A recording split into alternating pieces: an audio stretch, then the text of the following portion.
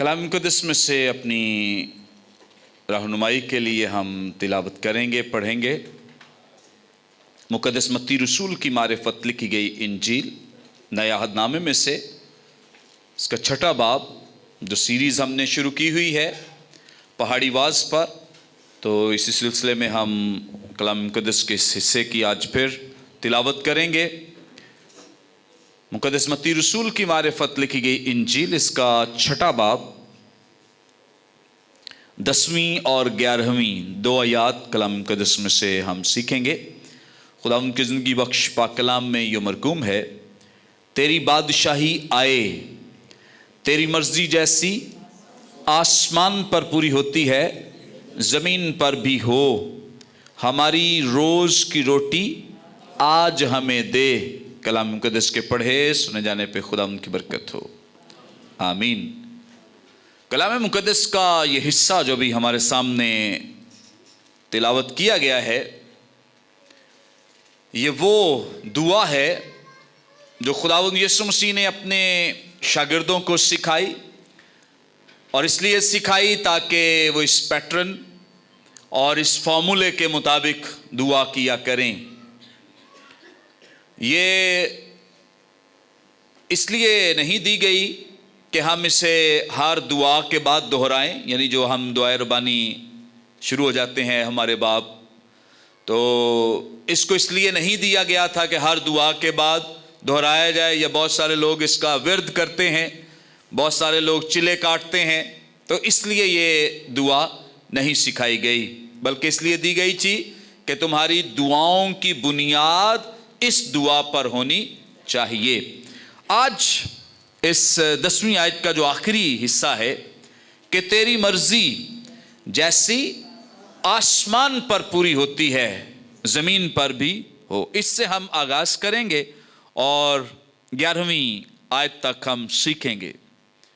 ایک بہت ہی سادہ سی بات ہے جو ہم خداوند کی حضوری میں دعا کرتے ہیں کہ تیری مرضی زمین پر پوری ہو۔ یہ ہمارے کہنے یا نہ کہنے سے کوئی فرق پڑتا ہے؟ بتائیں۔ اس کی مرضی تو پوری ہو رہی ہے، ہم نہ بھی کہیں تو اس کی مرضی پوری ہو رہی ہے، کہ مطلب ہمارے دعا نہ کرنے سے اس کی مرضی رک نہیں رہی ہے۔ لیکن پھر یہاں کیوں لکھا گیا ہے کہ خداوند یسوع مسیح نے سکھایا ہے کہ جب تم دعا کرو تو اس میں یہ کہنا ہے کہ تیری مرضی جیسی آسمان پر پوری ہوتی ہے زمین پر؟ کیوں ایسا ہے جبکہ ہم یہ بھی جانتے ہیں کہ ہمارے کہنے یا نہ کہنے سے اس کی مرضی ٹل نہیں سکتی ہے، اس کا ارادہ ٹل نہیں سکتا ہے؟ ہاں جی بتائیں۔ Very good. اصل جو تعلق ہے دعا کا وہ ہماری زندگیوں کے ساتھ ہے، اس لیے جب ہم یہ کہتے ہیں کہ تیری مرضی جیسی آسمان پر پوری ہوتی ہے، شبیل ادھر آ جائیں، آگے جگہ ہے، شاباش، لیٹ آنے والوں کے لیے اب آگے جگہ رکھی گئی ہے، اوکے۔ سو خدا کا کلام ہماری رہنمائی کرتا ہے کہ خداوند یسوع مسیح کہہ رہے ہیں کہ تم نے اس طرح سے دعا کرنی ہے۔ مرضی تو اس کی عمومی طور پر پوری دنیا میں پوری ہو رہی ہے، آسمان پر بھی زمین پر بھی، لیکن تم نے خصوصی طور پر اپنے لیے دعا کرنی ہے کہ میری زندگی میں میری مرضی نہیں بلکہ تیری مرضی پوری ہو، آمین۔ سو یہ دراصل جو بات کی جا رہی ہے یہ ایک معیار ہے جو کلام مقدس میں دیا گیا ہے، اور معیار کیا ہے، سٹینڈرڈ کیا ہے؟ لکھا ہے کہ جیسی آسمان پر پوری ہوتی۔ معیار کیا ہے؟ کہ ویسے تیری مرضی پوری ہو جیسے آسمان پر ہوتی ہے۔ آسمان پر کیا ہوتا ہے؟ مخلوق کون سی ہے؟ فرشتگان ہیں، اور وہ کیا کرتے ہیں دن رات؟ خداوند کی حمد و ستائش، ورشپ، پرستش، ان کا کوئی دوسرا کام نہیں ہے، اور ان کی اپنی مرضی بھی کوئی نہیں ہے۔ وہ یہ نہیں کہہ سکتے میں شادی پہ جا رہا ہوں پائی صاحب، میں اگلے اتوار آؤں گا۔ وہ یہ نہیں کہہ سکتے کہ میں کسی میموریل سروس پہ جا رہا ہوں، میں فلاں کا پتہ کرنے جا رہا ہوں، میں یہ کرنے، میرے کپڑے رہ گئے تھے، فلاں رہ گیا تھا، میری لائٹ چلی گئی تھی۔ یہ مرضیاں ہماری ہیں. یاد رکھیں کہ آسمانی مخلوق کی یہ مرضی ان کی اپنی مرضی نہیں ہے. ان کا اپنا زندگی کا مقصد ہی کوئی نہیں ہے. ان کی زندگیوں میں اور کوئی چیز پوری نہیں ہوتی ہے. ان کی زندگیوں کا مقصد, ان کی زندگیوں میں جو مرضی ہے وہ صرف اور صرف خدا باپ کی پوری ہوتی ہے. آمین. تو یسوع مسیح ہمیں کیا سکھا رہے ہیں کہ ہم نے کیا کہنا ہے؟ پڑھنی دعائیں ربانی ہے, لیکن چلے ہم نے اتوار والے دن منگنیاں کھا لیں, ولیمے کھا لیں اور میموریل سروس کھانے. بڑا شوق ہوتا ہے لوگوں کو میموریل سروس کا. لوگوں کو اچکل بھی دیتے ہیں, نہیں کرو, نہیں تاڑی ناک نہیں رہنی. بہت نقصان کر رہے ہیں, بہت نقصان کر رہے ہیں لوگوں کا. بہت نقصان ہو رہا ہے مسیحی قوم کا یہ میموریل سروس کے چکر میں.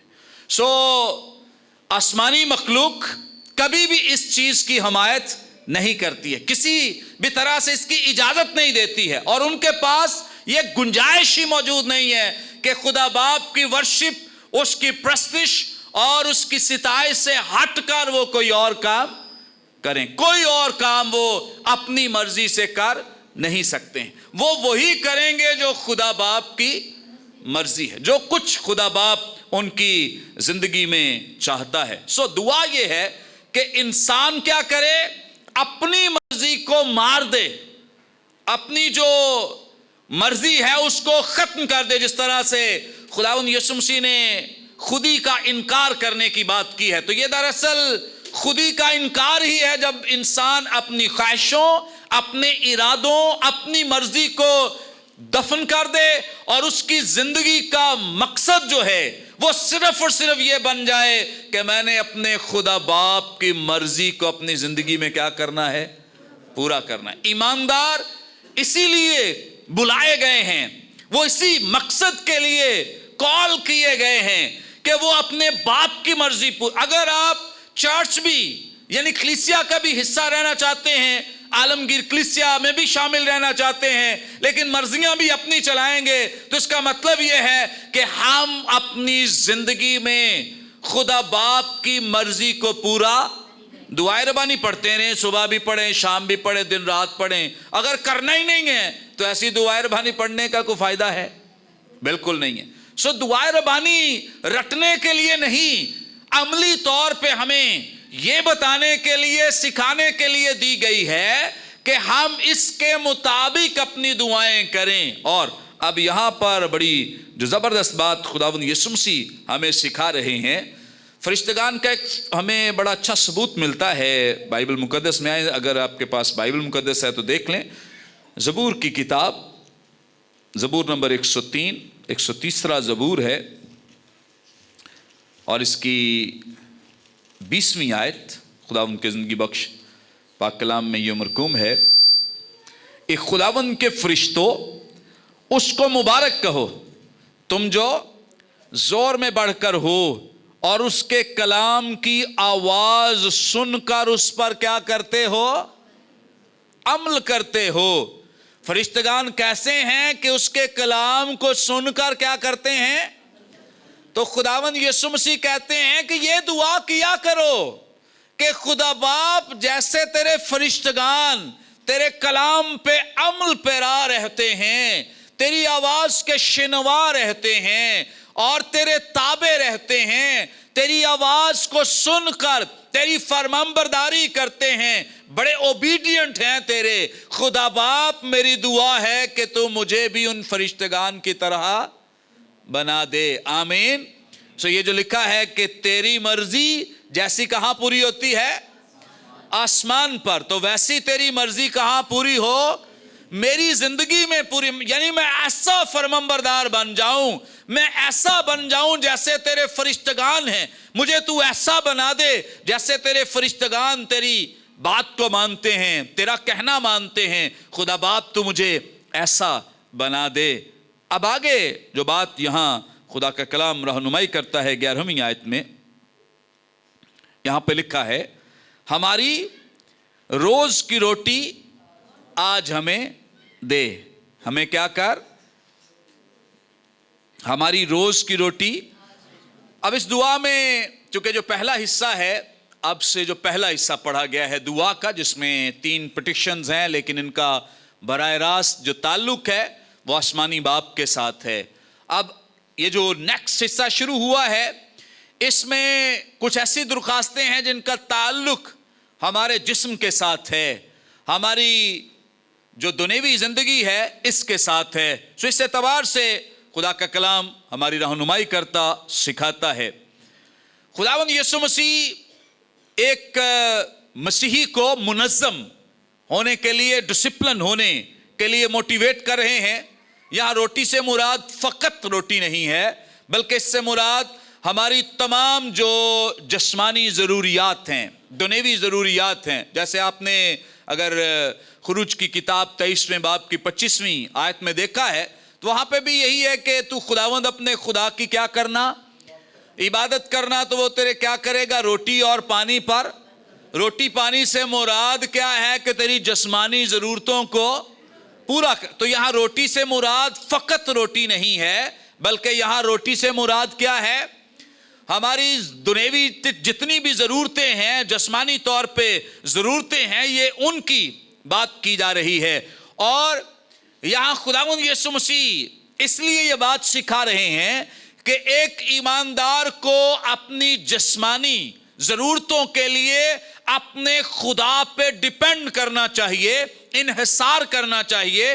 اس کی نگاہیں اپنے آسمانی باپ کی طرف لگی رہنی چاہیے، وہ اپنے آسمانی باپ کو تکتا رہے، اسے یہ پتا ہو کہ میری جو جسمانی ضروریات ہیں، میرے جتنے بھی ضروری کام ہیں، یہ سارے کے سارے کرنے والا فقط کون ہے؟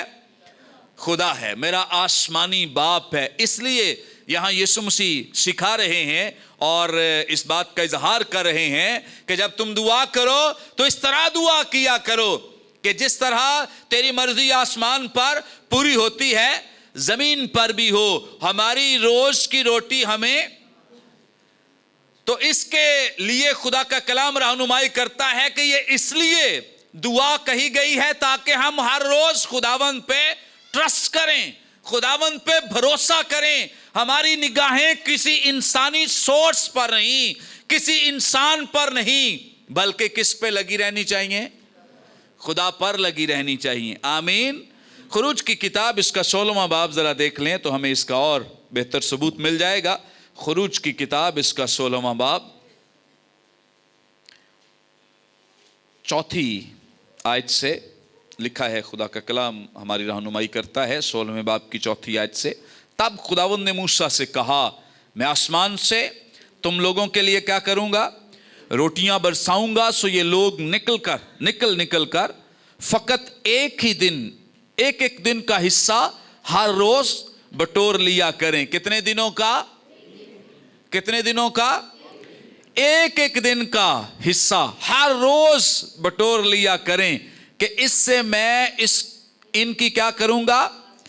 آزمائش کروں گا کہ وہ میری شریعت پر چلیں گے یا نہیں چلیں گے۔ یاد رکھیں کہ یہ جو ہر روز کی روٹی کی بات کی گئی ہے، یہ دراصل خدا پہ ٹرسٹ کرنے کی بات کی جا رہی ہے کہ آیا ہم خدا پہ ٹرسٹ کرتے ہیں یا نہیں کرتے ہیں؟ آیا ہماری نگاہیں خداوند پہ لگی رہتی ہیں یا نہیں لگی رہتی؟ یہاں جو ہم نے مقدس متی رسول کی معرفت لکھا گیا انجیلی بیان جو پڑھا ہے، اس سے تھوڑا سا آگے اگر ہم اس پیسج میں جائیں تو خداوند یسوع مسیح یہاں بیان کرتے ہیں 25ویں آیت میں لکھا ہے، اس لیے میں تم سے کہتا ہوں کہ اپنی جان کی فکر نہ کرنا کہ ہم کیا کھائیں گے یا کیا پیئیں گے، اور نہ اپنے بدن کی کہ کیا پہنیں گے۔ کیا جان خوراک سے اور بدن پوشاک سے بڑھ کر نہیں؟ سو خداوند یسوع مسیح نے سکھا رہے ہیں ٹرسٹ کرنے کے لیے، بھروسہ کرنے کے لیے کہ تمہیں ان تمام چیزوں کی فکر کرنے کی ضرورت نہیں ہے، ان تمام چیزوں کے لیے وریڈ ہونے، پریشان ہونے کی ضرورت نہیں ہے۔ کیوں ضرورت نہیں ہے؟ کیونکہ تم مجھ پہ ٹرسٹ کرو گے، بھروسہ کرو گے تو میں اگر ان پرندوں کو کھلا سکتا ہوں، اگر ان کو میں سب کچھ مہیا کر، تو کیا میں تمہیں نہیں دوں گا؟ کیا میں تمہارے لیے پرووائڈ نہیں کروں گا؟ کیا نہیں دوں گا؟ دے گا، وہ سب کچھ دے گا۔ اس لیے بڑی خوبصورت بات ہے کہ ہم اپنی دنیوی جسمانی چیزوں کے لیے اپنی نگاہیں کہاں لگائیں؟ خدا پر۔ ہم نے کسی مسئلے میں ہو، کوئی مشکل ہو، تو بہت سارے سورس ڈھونڈتے ہیں، اس کے پاس جاؤ، اس کے پاس جاؤ، اسے فون کر، اسے، لیکن ہم بہت کم خدا پہ ٹرسٹ کرتے ہیں، بہت کم دعا میں بیٹھتے ہیں کہ چلیں سارے کام چھوڑ کے کہاں بیٹھ جائیں؟ دعا میں بیٹھ جائیں، خدا کی حضوری میں بیٹھ جائیں، خداوند سے مدد مانگے۔ خدا کا کلام ہماری رہنمائی کر رہا ہے کہ آپ نے دنیوی سورسز کی بجائے کس پہ ٹرسٹ کرنا ہے؟ خدا پہ ٹرسٹ کرنا ہے۔ کس پہ ٹرسٹ کرنا ہے؟ خدا پہ ٹرسٹ کرنا ہے۔ امثال کی کتاب اس کا 30واں باب، اس کی 8ویں 9ویں 2 آیات۔ امثال کی کتاب اس کا 30واں باب 8ویں 9ویں 2 آیات میں لکھا ہے، بطالت اور دروغ گوئی کو مجھ سے دور کر دے، اور مجھ کو نہ کنگال کر نہ دولت مند، نہ کنگال کر نہ دولت مند، میری ضرورت کے مطابق مجھے روزی دے۔ کیا لکھا ہے؟ مجھے میری ضرورت کے مطابق روزی۔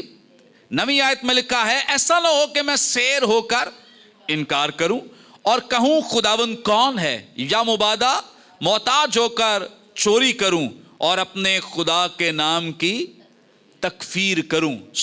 سمجھ لیں کہ جو خداوند یسوع مسیح یہاں پہ کہہ رہے ہیں، مقدس متی رسول کی معرفت لکھے گئے انجیلی بیان کے 6 باب میں روز کی روٹی مانگنے کے تعلق سے، اس کو اگر ہم بہت ہی آسان سمجھنا چاہتے ہیں تو وہ امثال کی کتاب میں بہت آسانی سے سمجھا دیا گیا ہے کہ ہمیں اتنا دے کہ نہ میں بہت زیادہ امیر ہو جاؤں کہ میں تجھے ہی بھول جاؤں، اور نہ کنگال ہو جاؤں، کم ہو کہ میں تیرا ہی انکار کر دوں، یا تجھ پر ہی کسی طرح سے خدا نخواستہ کوئی کفر بکنے والا نہ بنوں۔ یہ ہے روز کی روٹی جو یسوع مسیح کہہ رہے ہیں کہ تم اس طرح دعا کیا کرو کہ ہماری روز کی روٹی آج ہمیں دے۔ تو اس کا مطلب یہ ہے کہ ہماری جو حاجتیں، ضرورتیں ہیں، تو ان کو کیا کر دے؟ پورا کر دے۔ یہاں کوئی لمبی لمبی منصوبہ بندی کے لیے نہیں کہا گیا ہے کہ زمین پر کوئی لمبی منصوبہ بندی کریں، سال ہا سال کے لیے منصوبہ بندی کریں کہ میں اتنے پلاٹ خرید لوں، اتنے گھر خرید لوں، میں یہ کر لوں، میں وہ کر لوں۔ دنیوی چکروں میں پڑے ہیں، اور آپ ان دنیوی عیش آرام کی وجہ سے، دنیوی پیسوں کی وجہ سے، مال کی وجہ سے آپ اپنی توجہ آسمانی چیزوں سے ہٹا لیں۔ اس لیے منع کیا گیا ہے کہ ان جسمانی چیزوں سے اپنی توجہ ہٹا کر ہماری نگاہیں کس پر لگی رہنی چاہیے؟ خدا پر لگی رہنی چاہیے۔ آمین۔ میں شخصی طور پر اس بات کی گواہی دے سکتا ہوں، اور میں اس کی ایک بہت بڑی اگزامپل اور مثال ہوں کہ ہم نے اپنی خاندانی زندگی میں اور شخصی زندگی میں بہت تجربہ کیا ہے اس بات کا۔ چرچ ہو، بائبل کالج ہو، یا ہمارا گھر ہو، ہم نے کوئی بھی ایسی دنیوی منصوبہ بندی نہیں کی ہے، کوئی ایسے منصوبے دنیوی طور پہ کوئی پلاٹ خریدنے کے لیے، کوئی گھر بنانے کے لیے، کوئی فیوچر اپنا برائٹ بنانے، کوئی دنیوی طریقہ اختیار نہیں کیا ہے۔ کسی جگہ ہمارے پیسے نہیں جاتے دنیوی، کسی بھی اپنی سیونگ کے لیے، نہ بینک بیلنس کے لیے۔ ہمارا دن رات فوکس صرف اور صرف اس بات پہ ہوتا ہے کہ جو کچھ بھی خداوند پرووائیڈ کرتا ہے، مہیا کرتا ہے، اسے ہم خدا کے کام اور اس کے جلال کے لیے استعمال کریں۔ اپنی زندگیاں اس مقصد کے لیے الگ کی ہیں، مختص کی ہیں کہ جو کچھ بھی ہے وہ سب کچھ خدا کے کام کو بڑھانے کے لیے، وسعت دینے کے لیے استعمال ہو سکے۔ اور کوئی خاندانی ایسٹ نہیں بنایا جا رہا، کوئی پیچھے کوئی خزانہ نہیں بھرا جا رہا، کوئی کسی جگہ کوئی اس طرح کا مال نہیں چھپایا جا رہا، اس لیے کیونکہ ہم خدا پہ ٹرسٹ کرتے ہیں، بھروسہ کرتے ہیں۔ اور جو بھی ہماری ضرورت ہے، چاہے چرچ کی ضرورت ہو، بائبل کالج کی، گھر کی ضرورت ہو، جب ہماری نگاہیں ہی خدا کی طرف لگی ہیں تو وہ ہمارے لیے سب کچھ پرووائیڈ کرتا ہے، مہیا کرتا ہے۔ آمین۔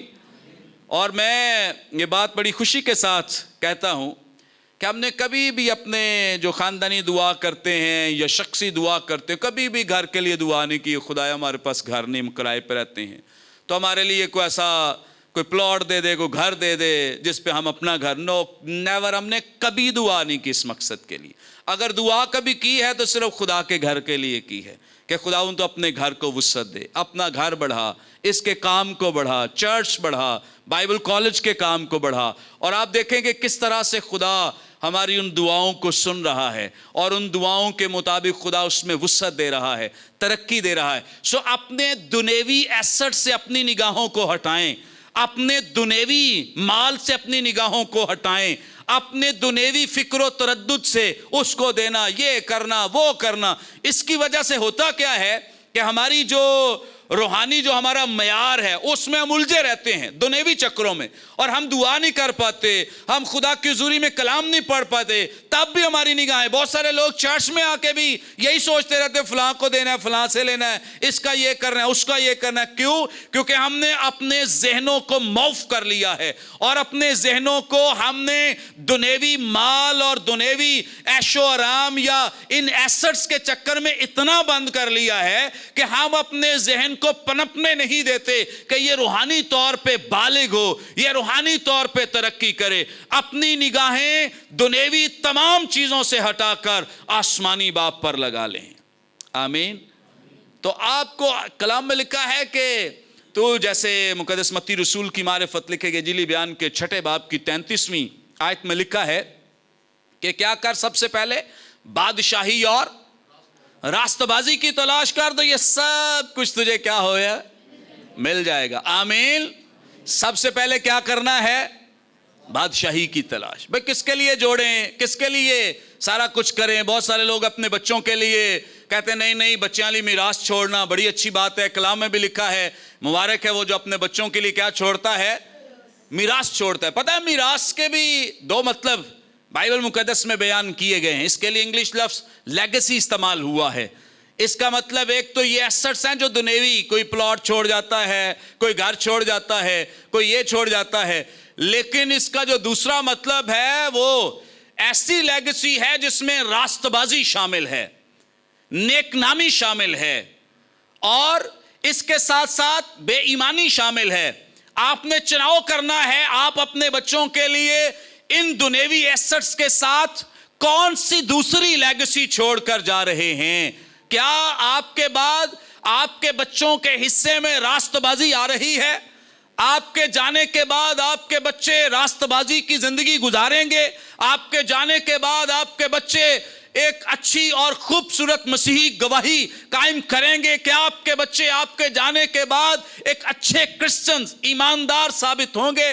کیا آپ نے اپنے بچوں کی ایسی تربیت پرورش کی ہے؟ کیا آپ اپنے بعد صرف پلاٹ ہی نہ چھوڑ کے جائیں، اپنے بچوں کے لیے راست بازی چھوڑ کے جائیں، اپنے بچوں کے لیے سچائی چھوڑ کے جائیں، اپنے بچوں کے لیے ایک اچھی اگزامپل مسیحی گواہی چھوڑ کے جائیں؟ اس کو بھی لیگیسی، اس کو بھی میراث کہتے ہیں۔ پلاٹ ہی میراث نہیں ہے، گھر ہی میراث نہیں ہے، کھیت ہی میراث نہیں ہے، بلکہ ہماری زندگیوں کی راست بازی، نیک نامی بھی کیا ہے؟ میراث ہے۔ یہ بھی کیا ہے؟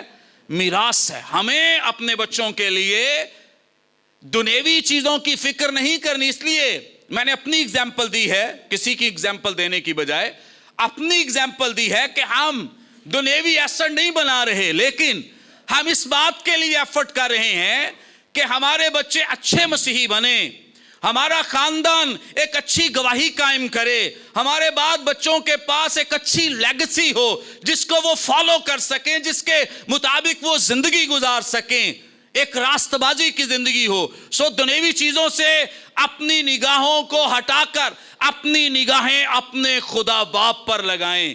اسی لیے خداوند یسوع مسیح نے یہ دعا سکھائی ہے کہ تم اس طرح دعا کیا کرو کہ اپنے آپ کو، اپنی مرضی کو ختم کر کے آپ کی نگاہیں کس پر لگی رہنی چاہیے؟ خدا باپ پر لگی رہنی چاہیے۔ آمین۔ کس پر لگی رہنی چاہیے؟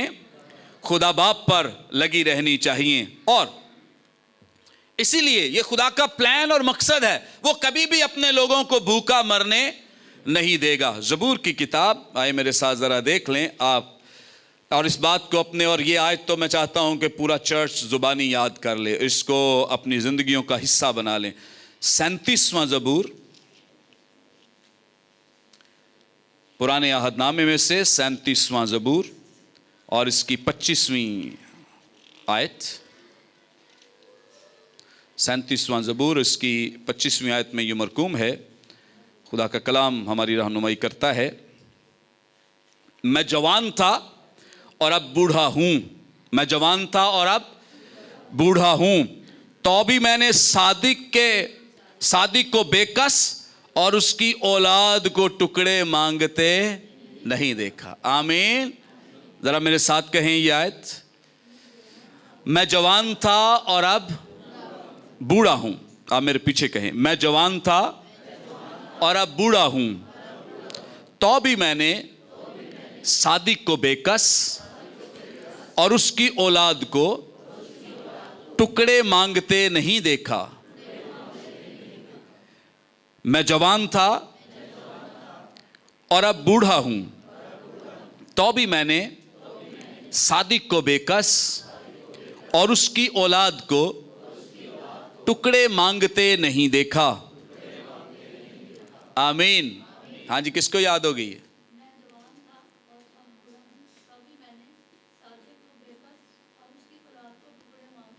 واہ، ویری گڈ، شاباش، ویری انٹیلیجنٹ اسٹوڈنٹ۔ اور ہاں جی، آپ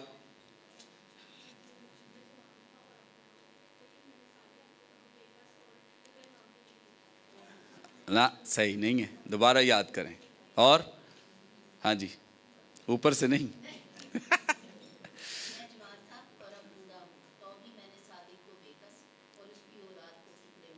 واہ واہ واہ واہ، زبردست۔ ہاں جی سارا، اور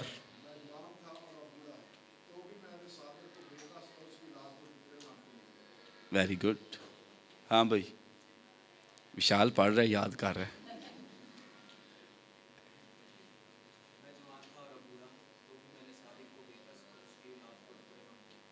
ویری گڈ، شاباش۔ ہاں جی، اور شاباش، ویری گڈ۔ سو خدا کا کلام ہماری رہنمائی کرتا ہے ہمیں، اس لیے ان تمام چیزوں کے لیے پریشان ہونے کی ضرورت نہیں ہے۔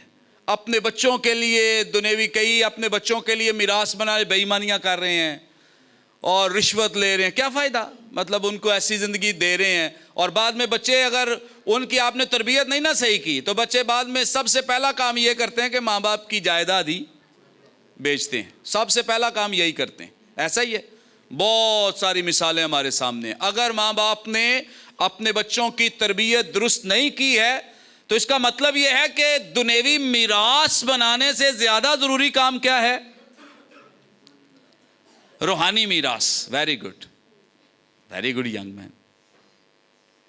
دنیوی میراث سے زیادہ ضروری کیا چیز ہے؟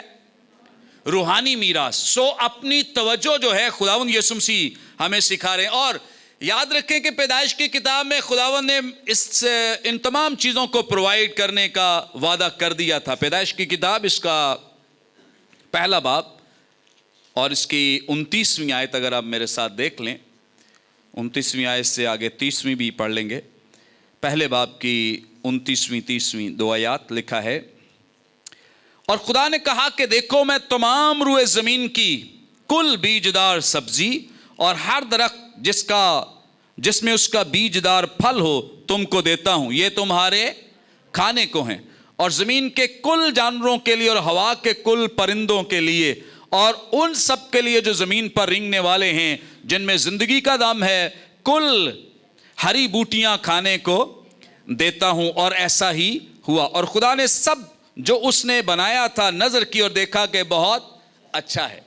خداوند نے ہمارے لیے آلریڈی یہ انتظام کر رکھا ہے، یعنی یہ ساری جتنی بھی دنیا کی نعمتیں ہیں، جو بھی خدا کی پروویژن ہے، جو بھی خداوند نے بنایا ہے، تخلیق کیا ہے، یہ سب کچھ اس نے ہمیں عطا کیا ہے کھانے پینے کے لیے اور رہنے کے لیے، ہر ایک حاجت، ہر ایک ضرورت کے لیے۔